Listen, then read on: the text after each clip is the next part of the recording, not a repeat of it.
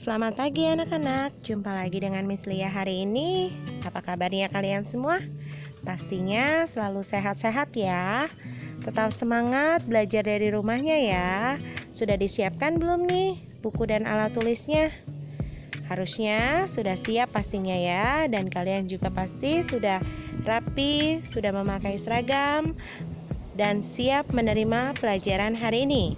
Hari ini kita belajar tema 1 diriku, subtema 4, aku istimewa, pembelajaran 1 dan kedua. Sebelum belajar, berdoa ya.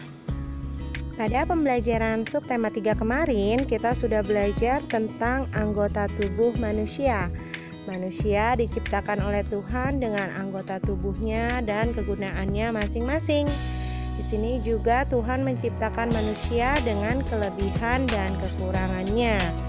Setiap orang memiliki kelebihan, setiap orang juga memiliki kekurangan. Kita harus dapat menghargai kelebihan orang lain. Tidak boleh iri, tidak boleh marah. Dan juga kita juga harus dapat menerima kekurangan orang lain. Gak boleh mengejeknya ya, ataupun menyakiti perasaannya. Tuhan menciptakan manusia berbeda-beda. Yang pertama ada perbedaan fisik, yaitu perbedaan pada tubuh kamu. Ada yang gemuk, ada yang kurus, ada yang tinggi, ada yang pendek, ada yang rambutnya lurus, ada yang rambutnya keriting, dan juga warna kulitnya. Ada yang kulitnya kecoklatan, ada yang kulitnya kuning langsat. Tapi semua adalah ciptaan Tuhan. Tadi adalah perbedaan fisik. Sekarang Tuhan juga menciptakan manusia dengan agama yang berbeda. Di Indonesia ada 6 agama.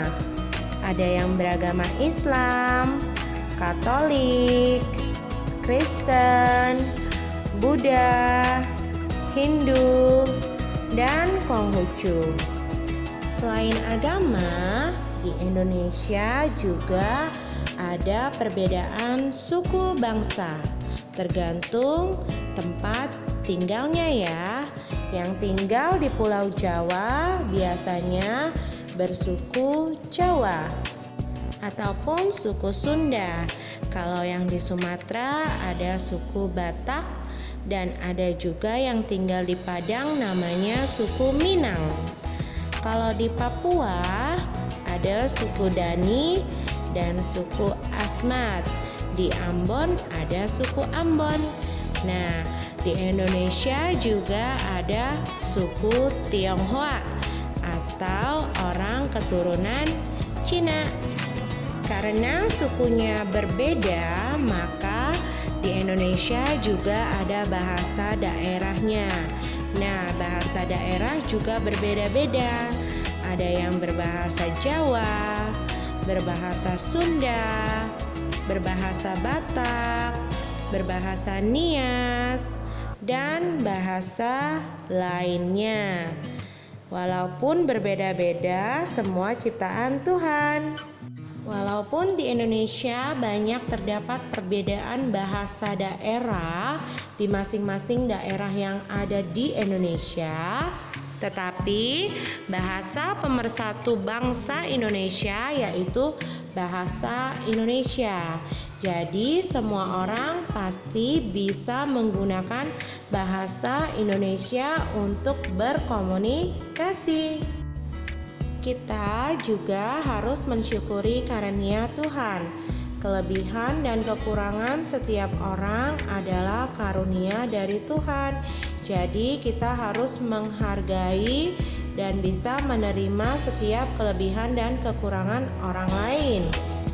Walaupun banyak terdapat perbedaan seperti perbedaan fisik, agama, suku bangsa, serta bahasa, kita harus tetap bersatu sebagai bangsa Indonesia agar menjadi bangsa yang kuat. Mengerti ya anak-anak? Karena banyaknya berbagai perbedaan tersebut, kita harus selalu hidup rukun. Hidup rukun artinya tidak bertengkar satu sama lain, hidup dengan damai. Cara hidup rukun antara lain saling menghormati, saling menyayangi, saling membantu antar sesama atau saling tolong-menolong, dan juga harus mempunyai sikap toleransi. Ada yang tahu toleransi itu apa? Ya, toleransi artinya sikap menerima segala perbedaan yang ada. Seperti contohnya di dalam keluarga. Di dalam keluarga juga terdapat banyak perbedaan.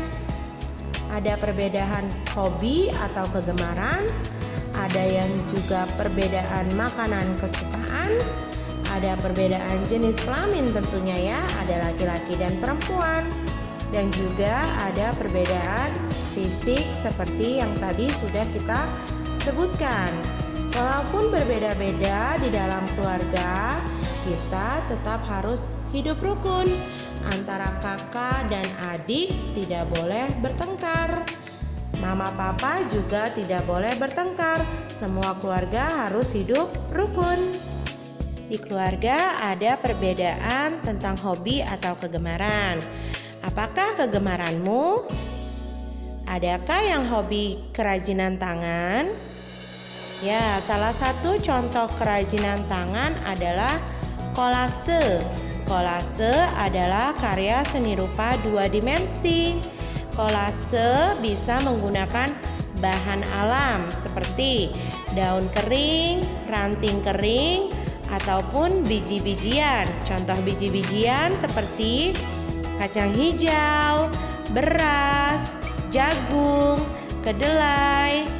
Selain dengan bahan alam, kolase juga biasanya bisa menggunakan kertas origami, potong-potongan kertas origami. Berikut ini Miss akan memberikan contoh kolase. Bisa dilihat gambarnya ya. Yang pertama gambar rumah adat Minang. Kolasenya dibuat dari biji-bijian seperti jagung, kacang hijau, beras, dan juga daun kering. Lalu kolase kupu-kupu itu juga terbuat dari biji-bijian, jagung dan kacang hijau. Dan yang terakhir ada kolase ikan yang terbuat dari daun kering. Apakah kalian bisa membuatnya? Selain gemar melakukan kerajinan tangan, ada juga yang gemar bermain. Siapa di sini yang suka bermain?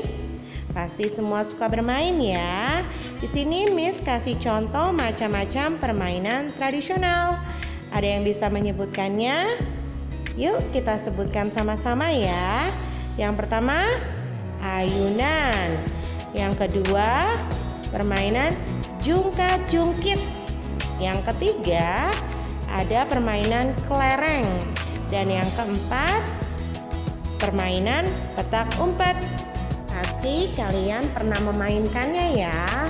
Berikutnya masih ada nih contoh permainan tradisional. Ada yang tahu yang pertama apa? Ya, itu bermain ular naga. Yang kedua, hula hoop. Yang ketiga, permainan gobak sodor.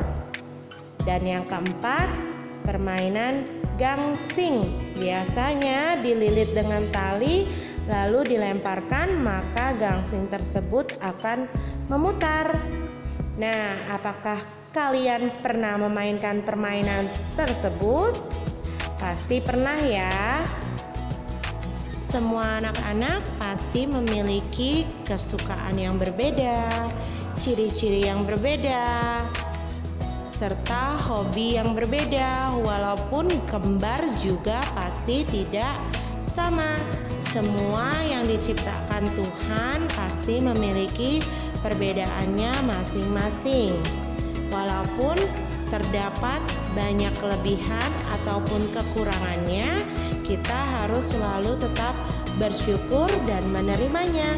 Semua anak adalah anak yang hebat dan anak istimewa. Kalian termasuk anak yang istimewa, jadi kalian harus selalu bersyukur kepada Tuhan atas segala sesuatu yang telah diberikan oleh Tuhan kepada kalian. Sekian dulu pembelajaran kita hari ini. Sampai jumpa di pembelajaran berikutnya ya. Terima kasih.